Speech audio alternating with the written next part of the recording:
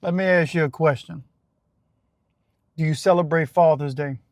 Do you even have a father in your life? Are you a father who is present in your child's life right now or your children's life? Or are you what people might call a deadbeat father? Does Father's Day give you anxiety? It gives me anxiety. Does Father's Day make you happy? Or does it make you dread that, you're just not the father that you are supposed to be? Do you feel like that you didn't stack up to all the responsibilities that you were supposed to stack up to, and instead you were just considered as a deadbeat dad, a useless dad, and at best you might get a half-assed text message from your kids saying happy Father's Day just because somebody told them, oh, maybe you should send your dad a Father's Day, or somebody made them do it. That's the reality of many fathers this Father's Day. And I want to say, how did we get to this position? How did we get to this place? And whose fault is it? First, I want to say that for me, when I was in prison, I looked in the mirror, and if you've been watching The Pin and the Shank for any amount of time, you probably know this already, but I'm going to go ahead and reiterate it for the people who don't know my situation. While I was in prison is when I began to have my paradigm shift. That's when I began to change as a man for the better. Of the man that I became today was birthed while I was still in prison. This new mindset that I have was awakened while I was in prison. And before I got out, I had begun to take my life into my own hands and take responsibility and take control of my own decisions and quit blaming everybody else. And the first thing I had to do was say that, you know what? I suck as a dad. And I looked in the mirror and I realized that. And I didn't make no excuse. So when I got out of prison, the very first things that I did was communicate with my children. The very first two things I did before I did anything else. I got home. When I got back in the city where in the parish where my children live at, I got in contact with my kids. I had these dreams, man. We all do while we're still in prison. And maybe you've never been to prison. Maybe you divorced the mother of your children, or maybe you never had a relationship with the mother of your children just because it was a one night stand. And I see that's a problem that we got right now already as men. We don't have commitment. See, we lack commitment. We lack commitment. We didn't want to commit to the responsibility of our children because we already went into the situation having premarital sex and having sex with any and everybody to satisfy our own selfish desires and our own selfish needs. And then the result was an unwanted child in most instances because the child wasn't planned. You didn't want to have a kid. The mom didn't even want to have a kid. And that's how most of our children are birthed if we're sitting here being honest about it. So I had to sit in prison. I had to look in the mirror and I said, you know what? You down bad. I had to correct myself. I had to stare back at myself and say and accuse myself of the things that were true. I had to point the finger at me, and I took responsibility, and I began to change and say, you know what? I'm going to be a better dad. No matter what else is going on, I'm going to do my best to be a better father. I'm going to try to be better. So when I got out of prison, I got in contact with my children. Now, here we are, 21 years later from me being released from prison, and I do not have a great relationship with my children. Do I have a relationship with them? Yes. Off and on. Sometimes it's better. Sometimes it's not so great. And sometimes it's just meh. I'm kind of right now to where my relationship is decent whenever I talk to my children. Whenever I speak to them, whenever we talk, it's fine. We can have a good conversation. We can smile, we can laugh, and we can, walk away cordially. But there's not a deep connection with us. And that's what happens when fathers are absent. Maybe you were an absent father, and maybe you're sitting here on this Father's Day and you don't want to deal with it. You don't want to talk about it, but we got to talk about it. That's why I'm talking about it. That's why I'm bringing up fathers, because my channel is a crime and prison channel. And most of the people who watch crime and prison or ex-convicts are broken men who were deadbeat dads. And some of y'all still haven't looked in the mirror and fessed up to your own shortcomings because you're too busy blaming everybody else. Yes, chances are there's enough fault to go around. It's not just your fault. Since I've been released from prison, I tried to be in my children's life. And, there are external circumstances that are outside of my control who where people have influence in my children's lives and who have probably told them things that aren't true. What can I do about that? I can only present the truth, but I can't try to make up for lost time. You'll never be able to make up for lost time. The only thing you can do is be honest and take responsibility and try to make the best of today. That's the best things you can do. And you can do that by bettering yourself. Are you bettering yourself? There's a lot of people in the crime and prison community, and I get it all the time because people don't like some of the stuff I talk about because they don't think that I take prison serious enough because they're still representing. If you're still representing for prison and you in your 30s and 40s and dare I say 50s, man, you pretty pathetic, honestly. If you think prison gangs are important, you are pathetic. You're the problem. You have a big problem. You're probably a punk and a chump. And then you're going to go on these other channels. I get it all the time. Oh, man, you ain't hard enough for me. I would have knocked most of you punks out by now. I had a very violent and vicious past. Uncontrollable, rageful, no self-control, blow up. Most of my charges, arrested for drive-by shootings. I had attempted murder I was arrested for. Battery, assault, battery. I couldn't control myself. And so while I was in prison, I had to get control of myself. I had to learn to take my temper and put it, underneath the submission of the power of the Holy Spirit, because I'm a Christian man and I ain't ashamed of that. Some of y'all are ashamed of being a Christian man, but you ain't got no shame of representing for your prison gang. Listen, I'm from the South. Y'all got all them prison gangs everywhere else. We ain't got no prison gangs in Louisiana. You know who the prison gang is in Louisiana? You, yourself. You represent for you and your rounds where you come from. But you not, going to be ruled and reigned by no organization in Louisiana. It just ain't going to happen.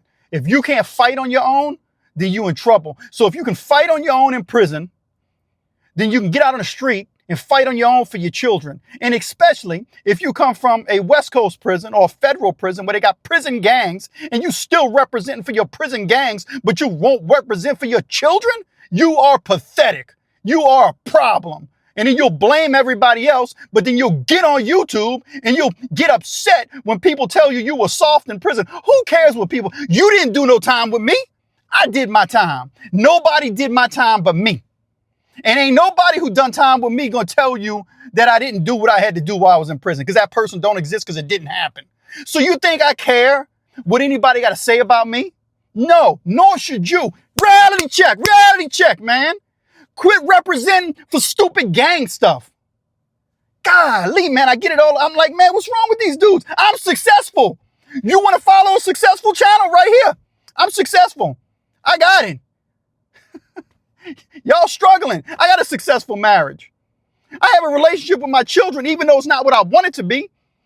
I've had those conversations, those difficult conversations with them. You still ain't never had the conversation with your child because you're too scared, because you didn't deal with yourself. I had the conversation with my children. I confronted my issues. I looked them both in the eye and told them everything that was true and answered any questions they may have. And if they need to call me, they can still reach out to me to this very day. I didn't go around doing no chump stuff since I've been home from prison. I don't hang out at no ballroom. I don't hang out at no club. I had a job. I was trustworthy, employable. People, word of mouth. Most people would say, I never would expect you to have been in prison. And then when they find out my charges, they're like, no way, man. You so put together. Now they didn't see me before. What about you? What are you doing today? I'm serious, man. I'm trying to help somebody. Not enough people are dealing with their trauma. Not enough people are dealing with their past. Not enough people are reflecting and looking back and saying, I am my biggest problem. If you did your time in prison and you got out of prison and you never addressed the biggest elephant in the room, which is why you put you in prison. And if by chance you're watching this and you're the 1% of the people who were innocent in jail, when obviously this isn't for you. Because I get that all the time. But what if, man, somebody went to prison and they didn't do what they said they did and they were really innocent? Man, I did. Out of 10 years I've been in and out of prison, I've met very few people who were 100% innocent. I've met a few people who might have been innocent on what they were convicted of, but they were far from innocent of doing stuff that could have put them in prison. You see what I mean? Man, listen, you got to change who you are as a person if you're going to live a better life, man. You can't be representing for no gangs. You can't care about street gangs. You can't care about what people think about you. People going to think all kind of stuff about you that's not true. So what do you do about it, man? You know, we got to do a better job, y'all. As men, we need to be men who have dignity and standard. Do you know how to keep a job for longer than 6 months? Do you? You need to ask yourself that question. Do you know how to communicate with people in public without blowing up? Do you know how to get yourself together and get out the bed and start your day and confront the world as a man, not a chump, as a man, not a gang member that's a punk, as a man who takes care of his responsibility, who pays his bills, who helps his neighbor, you know what I mean, who respects people. A lot of people don't know how to do that, man. We got a lot of people running around here and they selfish. I just saved a woman off a bridge from jumping off a bridge last Sunday. She was about to jump. She was literally like 10 seconds away from taking herself out of this world, about to go down the Greater New Orleans Bridge into the Mississippi River, and goodbye. She never would have had another chance in another day. You know what I always remembered? I watched a special about people who jumped off the Golden Gate Bridge one time, and the small percentage of people who survived it all said they had one thing in common. And that one thing that they had in common was this: instantly they said the first thought they all had when they jumped was the first thing: I wish I wouldn't have did this. I regret doing this. That's the only thing that they had in common. That initial thought once they jumped off that bridge was, dang, I wish I wouldn't have did this. Because you don't get another chance. Y'all running around life and you don't realize you're not going to get another chance. You're free. I know dudes who got out of prison. I was one of them. I got out of prison the first time and I went back in. You think I cared about my kids when I got out of prison the first time? I didn't care, man. I went back on the scene, hanging out, doing dirt, getting inebriated, ripping and running. And I went back to prison. And that's what I did 6 years. And let me tell y'all something. I believe I was spared because I could easily be doing life in prison. And I'm not, because God had mercy on me, because I think he saw the man I could become. And a lot of y'all ain't being the men that you could become. And this Father's Day sucks, but we don't have to dwell in our own sorrow. We could look in the mirror and say, you know what, as long as you know that you're doing what you're supposed to do, then you could say it's okay if you're not getting the respect that you should be getting. Because in life, sometimes people ain't gonna respect us like they should. But that don't mean that we have to accept people telling us that we're deadbeat dads when we're not deadbeat dads anymore. We may have been deadbeat dads, but we went from being a deadbeat father to being a father. I'm a father who's present. All my children have to do is reach out to me and I'll be in their life. And I've opened my life to them. Now, what does that mean? Does that mean that you're going to enable him to do anything? No, that's not being a good dad. That's not how you be a good father. And listen, we're not a bank. We're not taxi services neither. See, that's part of being a father. But when you financially take care of your children, that means you have a relationship with your children. When you drive them around to the baseball game, their friend's house, to school events, you're not just a taxi, you have a relationship with them. See, without relationship, you're not getting this other stuff. So we need to learn what relationship is. You need to learn as a father how a healthy relationship operates. And if all you're doing is worrying about the prison gangs and being tough and proving that you tough, you already lost. You failed. There's a lot of people who have, you know, in this YouTube streets, as they call them, who are influencing people and they shouldn't be. And y'all need to rethink who you let influence you. I'm not perfect, but when it comes to being a success story, I'm at the top of the list. I may not have, you know what I mean, $10 million, but I ain't broke. I may have a small YouTube channel. You know, I might not have 1 million subscribers. I just started this YouTube thing, you know, about 2 years ago. But I'm not going to sell out for the sake of selling out. This Father's Day, man, Self-reflect, look in the mirror, recognize where you really are. If you're in a good place, cool. If you're not, address that. We need to recognize where we are today so we can get to where we need to be tomorrow. And even if we're in the best place possible today, what do we got to do to maintain that healthiness that we have established today so that tomorrow we can keep it. We can keep that peace of mind. We can stay being that solid dad, that solid man that represents society, that people see and say, that's a good dude, that's a good man. Don't you want that for yourself? You should. Now, if somebody calls you something that's not true, there's nothing you can do about that. I get called names all the time that aren't true. So you can't let that affect you, you know. But when you know that you're doing your best, that's what matters. And that's what I hope for y'all, man. I hope that this Father's Day that you're doing your best. And I want to tell you right now, if you feel like you're the worst father or if you feel like you're the best father, happy Father's Day from me to you. I hope you have a good Father's Day if you're a dad.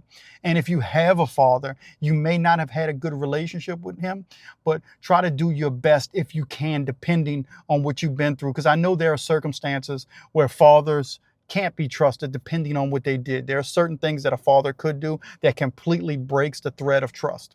And you may have to break contact with that father depending on what they did. But most fathers aren't that, you know.